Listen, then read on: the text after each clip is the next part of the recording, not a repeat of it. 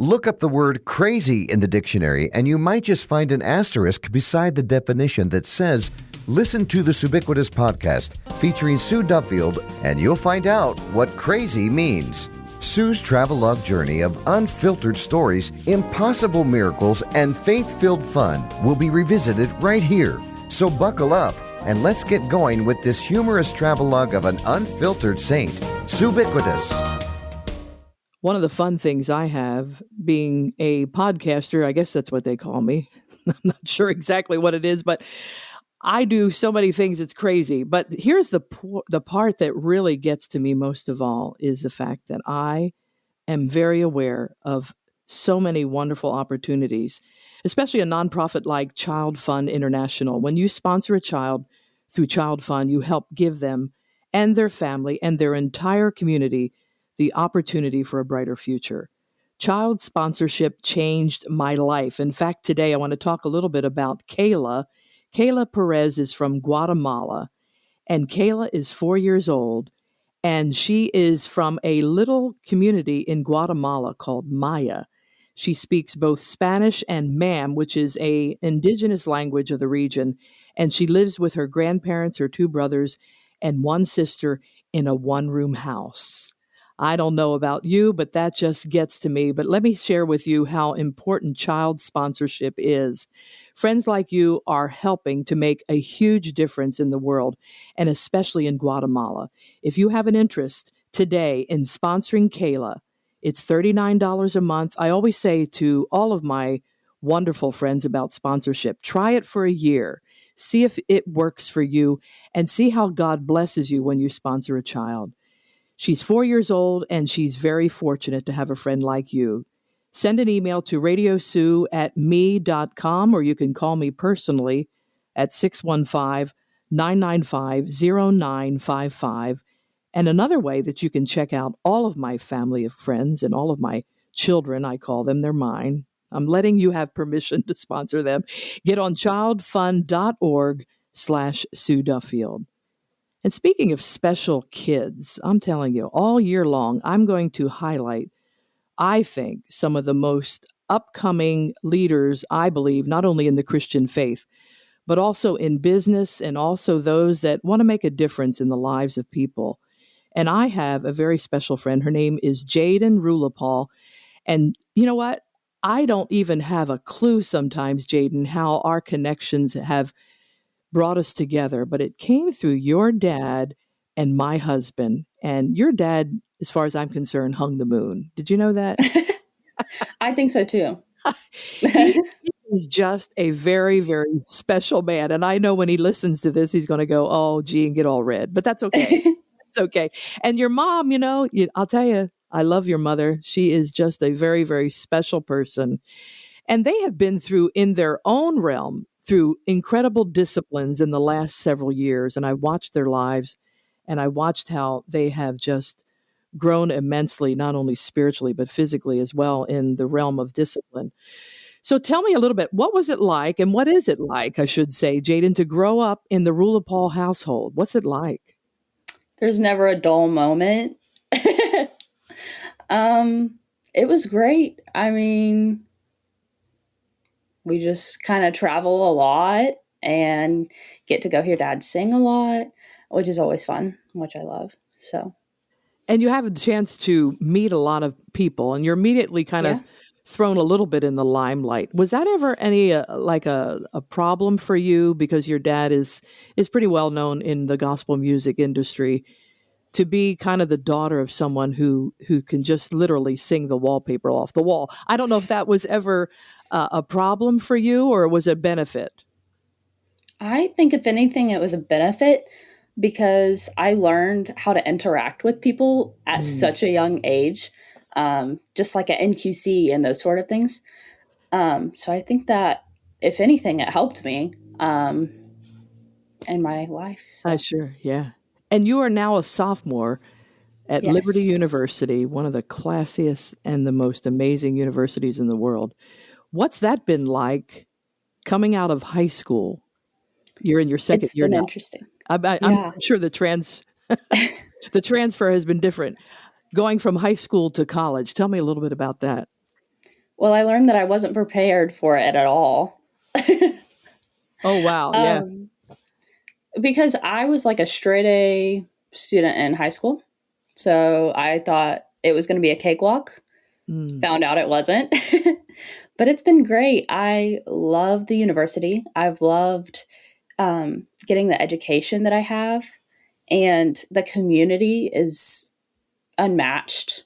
It's amazing.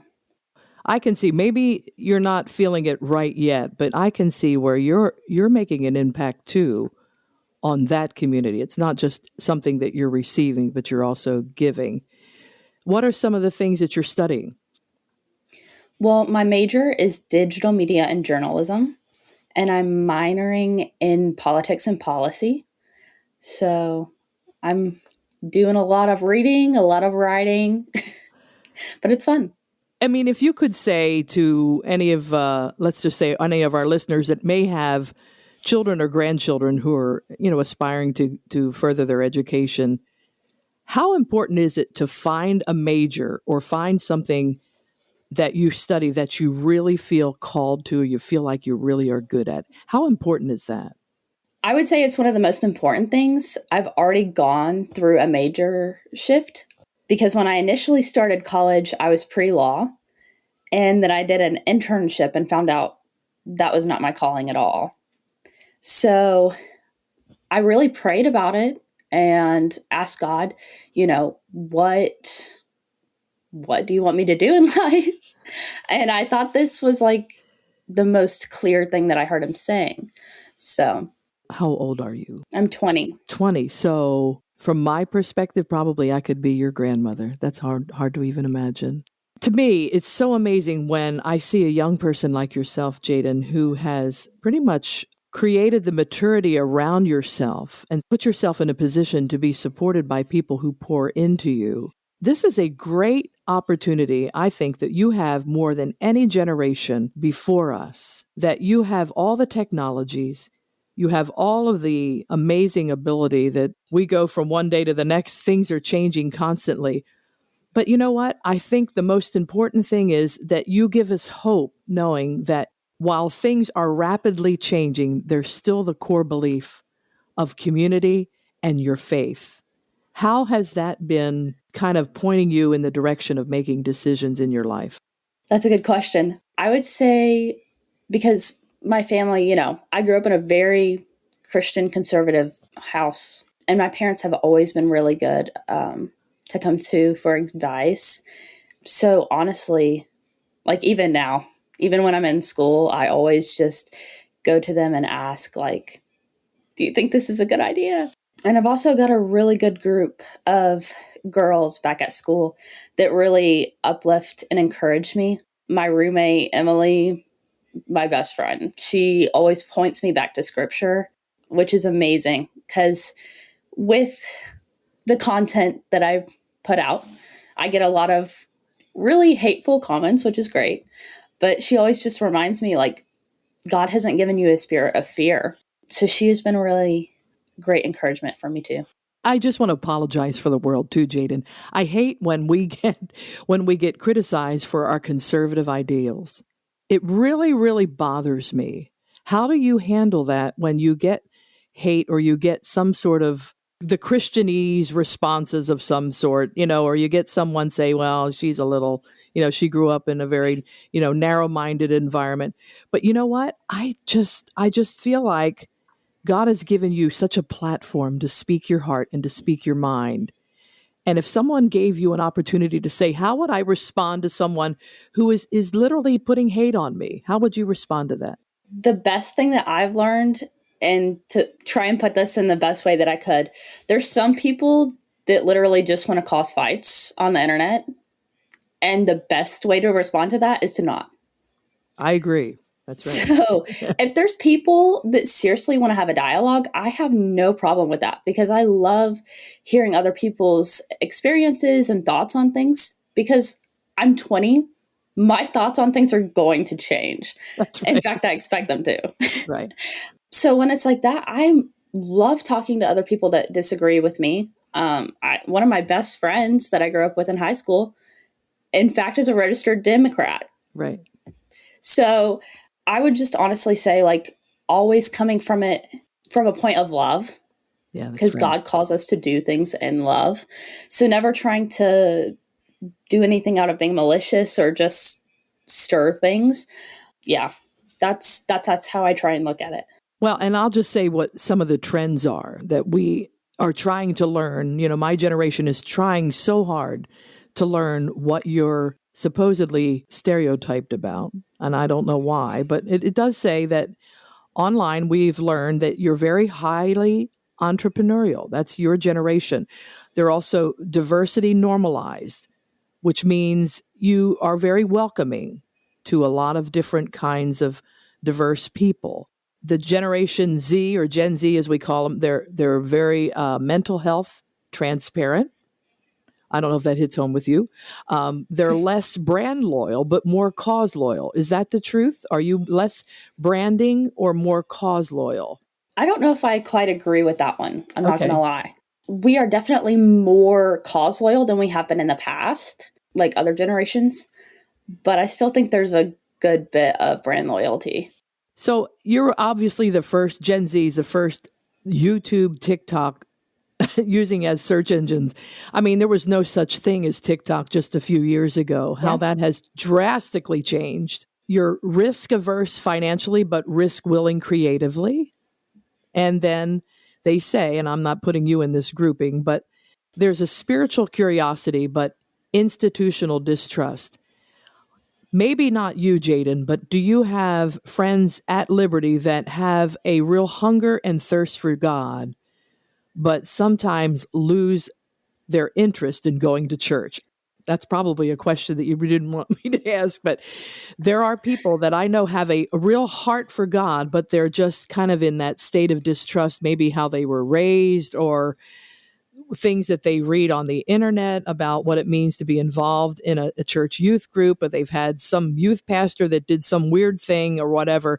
What do you see, and what are some of the conversations you hear about that spiritual part of life at this point? Yeah, I think there is a real hunger for God on our campus, but that's also just the nature of a Christian university. Right. But I would agree. I think there is a good bit of people who've been hurt by the church that don't love going on Sundays, or they just get busy and they don't want to go. And that's the one thing that I really love about the administration at our school is they always try to push us and encourage us to enjoy going to a local church on Sundays and to pour into those local churches. Right. But I am seeing an unfortunate amount of people that don't go on Sundays. Right. Obviously, the bulk do. But I do really think that there is a level of church hurt and, like you said, almost like distrust for like the church.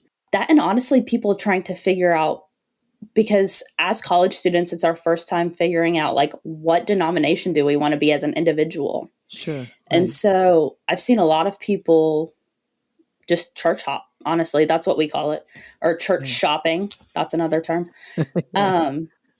Just to even see, like, I've had friends go try mass that grew up in a Baptist household. Sure. So Yeah. there's some of that too. And it sounds to me like you're putting young people in a think tank, I guess is an old school, phrase, but putting them in a process where you're suddenly away from mom and dad and you're away from your community and you're thrust into a brand new community of, as you say, there's many different diverse backgrounds. You have all kinds of evangelicals showing up from different denominations all over Yeah. the world. But at the same time, what are some of the things that you're learning about yourself now that you're kind of away from your own environment and now thrust into maybe a more diverse environment? What are you finding out about yourself? I've learned a lot in the past 2 years, just to be honest, because I've done things that I never thought I would be able to do by myself. Right. Like, even the thought of driving to school by myself initially kind of freaked me out because it's I 5 know. hours from where I live. Yeah. But honestly, like, one of the best things that I've learned is just how to like manage my time and how to do adult. Because I've had to go from like my mom always helping me schedule my days to quite literally having to like go to school. I also work part-time, and now I'm doing an internship, so that's interesting.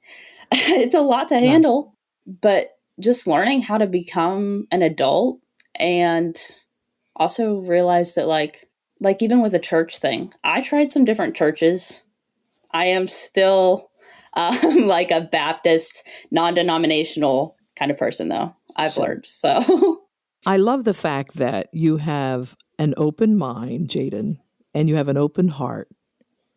And you're making a difference not only to our listeners today who just want to peer into your life and just find out what makes you tick. What would be something that you wish some of our older listeners would know about you? What do you wish that the generation, let's say, even older than your parents, what do you wish that they would know about what makes Gen Z tick, or what makes Jaydon tick, or what are some of the things that you could say, I wish they knew that about me? I would say, because there's a lot of people my age that talk online, obviously. Like you said, we're the first generation to really use YouTube and TikTok and Instagram and all of that. But I would say the prevailing voices in my generation are not necessarily the ones that speak for most of us, because there's a lot of people talking, especially that do not align with our Christian conservative principles. And I would say there's a bigger bulk of people than what most people would realize fit into the conservative Christian, I guess, box you could say, that's in my generation. And would you agree with me that maybe the reason that it is so large and that we don't know about it as much is because they're afraid of being exposed, or afraid of being made fun of, or afraid of having the opportunity of someone saying, oh, you know what? You are an influencer without technology. If you look at anybody's bio on Facebook or even Instagram, and I know you know this already, most times it doesn't tell them who they are. They'll just say, I'm an influencer. Well, what are you an influencer of? Yeah. But I'm kind of encouraged today to hear you say that the numbers are probably greater than we know on the conservative movement among young people your age, because the backbone, I believe, the backbone of faith comes from what we do and how we walk and talk and how we live according to Scripture. And I think you're right. I think you're on target. I think the masses are larger than what's expected, and that's why I think that legacy media doesn't get. One day, I hope you go into politics, and I hope you do go into policies, and I hope you are a great journalist to share your conservative values, because I really do believe what you're saying. I believe that the numbers are bigger, and you're seeing it every day. No, definitely. Sometimes I wonder if it's just because I am on a Christian campus, but I come back home and I even see that. So when we went to AmFest this past year, the University of Tennessee actually got the award for like the biggest chapter or something like that. I think it was for the largest chapter. So that was pretty encouraging for me to see, because I didn't go to the University of Tennessee because I knew it was a party school and that their values didn't really align with mine. That's why I ended up at Liberty. But to see that was super encouraging, because here it is, a secular university, a state school, a party school, and their Turning Point chapter was thriving better than my Liberty University campus chapter was. And that was so encouraging to me, actually. But it also called us out a little bit. The Bible calls us to separate ourselves and, calls us out, and especially when it comes to discipleship. And can you imagine, though, Jaydon, what those students go through on a daily basis? Let's just say University of Tennessee or just one of those. And for them to stand strong in their faith and for them to have the largest chapter just does tell you a lot of what the fight is all about. I just think it's great. Yeah. I think the beginning point of all of that are young people like yourself to speak the truth, to not be afraid to post the truth and to stand and represent your generation for real. So, what is something you use regularly that my generation never did? Probably. Probably Instagram. Do you find it funny? I don't know. Maybe you don't, but I'm a humorist, so I find fun in everything. What cracks me up are some of the generation that's even beyond me, older than me, trying to use Instagram for the first time, and it really is kind of funny. It really is. There's some of them, I'm like, props to you. You're doing great. Yeah. They're all doing great. Let me say that. But there's some of them where I'm like, did you know your camera was on? That's right. That's right. It's really interesting. You're going to love what I'm going to tell you. There's a church it's in the north, let's just say, where I'm originally from, New Jersey. There's a church that has a seniors group that meets 4 times a year with the youth group. And they have a blast. And guess what they do? Every quarter, Jaydon, you might want to think about this and maybe present this somewhere at Liberty, because I think it's a novel idea. The older ones, let's just say the seniors group, they get together with the young people, the teenagers of this church, 4 times a year to talk about technology. And these teenagers teach these seniors, 65 and over, how to use Instagram, what not to do, how to position yourself if you're going to do a video on your iPhone or whatever. And so what happens is these kids are teaching this generation, my generation, how to use technology, and they love it. And then on the other hand, guess what happens? And I know you probably can figure this out. The older ones teach the younger kids theology. Yeah. And they form a bond that many of those kids don't have a grandmother or a grandfather that's born again, or some of them don't even come from a legacy of faith. And guess what happens? There's a connection piece there. How important would something like that work in your life if you had something like that? I think that's actually such a cool idea. I love that so much.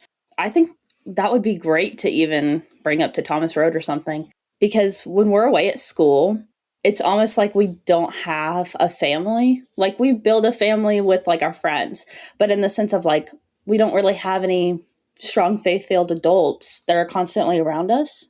Right. I love how that creates that dynamic, because it's almost like you said, like you gain grandparents from it. And I have a lot of friends that their grandparents aren't even part of their lives. So I think that's a great way that like you could bridge that divide. Right. Yeah.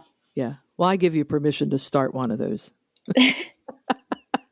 And you know, the beauty of that is when we merge generations together, you and I both know that God is I think smiling on all of us when we can have an opportunity to speak into the life of a young person, but yet have that young person speak into the life of that older person.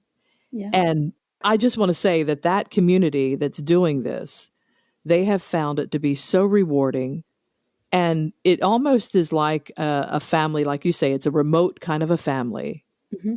And it's a safe space. I know a couple of the younger kids who had responded to that said that they felt like they could tell the seniors there in their church that has nothing to do with their family. They could tell them anything that they're going through, and they could pray for them. Yeah. And that has been a blessing. So as we wrap this up, I wish you were right next to me. I wish you weren't over in, where are you now? You're in East Tennessee, I'm in right? Tennessee. Yeah, but you'll be in Virginia. My travels take me a lot of places. It would be fun to connect with you sometime, maybe on the campus or whatever. That would be awesome. I would love to do that. So what app do you think will still matter in 10 years? That's a crazy question, isn't it? But what do you think is going to last? What of all of the things that you're involved in as I would call you a definite influencer, what app do you think is going to last for a while? That's a good question. Do you mean like social media wise or just like in general? Well, it could. Let's start with social media. Okay. And then whatever after that. I think video content has been the push really just the past 5 years, honestly, since TikTok really started and Instagram kind of adapted Instagram Reels to Right. accommodate. Yeah. So I think video is obviously where the market's at. I would say Instagram's probably a safer bet than TikTok. I mean, we've seen how it's like, oh, it might go away. Oh, it's coming back. Like, I also, and this might be unpopular in my generation, I'm not sure. I'm not a big fan of TikTok. I like Instagram a lot better. So I'm hoping that that app will be Instagram, that will continue to be relevant. So let me ask you this question as we close. Jaydon, how can our listeners, and I have really loyal people that have incredible faith-based values, how could they pray for you as a young person in the next several weeks or the next several months? What are some things that they could pray about for you? Because trust me, they will when they hear you. Ooh, that's a good question. I would say just for strength and courage through my fear, because I've gotten a lot of hate, and I'm still trying to learn how to manage that, obviously. But I think prayer is one of the best ways to do that. Looking at you and hearing you, and maybe I'm insulated too for that matter, I don't know, but I can't imagine the world and the culture that would have any hate towards you. It has nothing to do with people, has everything to do with the enemy. Yep. Because he knows that you're on track for doing something great for the kingdom. So everything that comes your way, you're going to have obstacles to overcome, but greater is he that's within you than he that's within the world. And Jaydon, I pray the Holy Spirit's blessing over you, that God will protect you on the highways. He'll protect you in your classrooms. He'll protect you in your conversations. And he'll also give you I would call a Joseph moment, let's just say, to stand in the courts of those that are in higher leadership than you, that will look and say, Jaydon Rulapaugh, doggone you, you are onto something here. You have something special in your life. You have an anointing on your life, and you have a call on your life. And I am so grateful that you would take the time to spend just a few minutes with me on my podcast today.